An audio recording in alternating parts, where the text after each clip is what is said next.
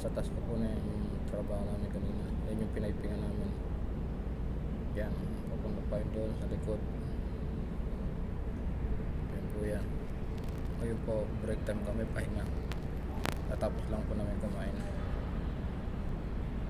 Nandito po kami ngayon sa job area namin, sa job site. Bali, pang 3 araw na po namin trabaho to.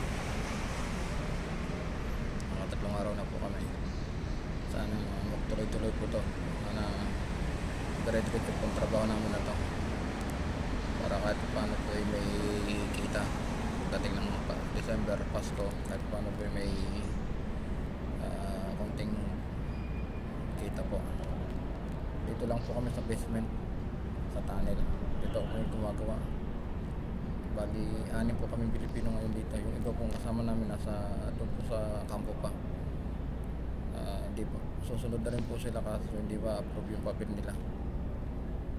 Ito po, nakaupo po ngayon ako. Tapos yung mga kasama ko po, yan, nandiyan po sa bandang likuran ko. Nagpapahinga din sila. Mga 30 minutes po trabaho nyo ulit.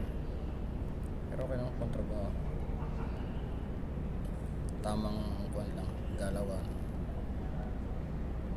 Yan. Dito po kami ngayon. Pahinga ng konti. Okay po mga boss, kabayan. Salamat po sa inyo. Thank you po. God bless you all. Thank you po.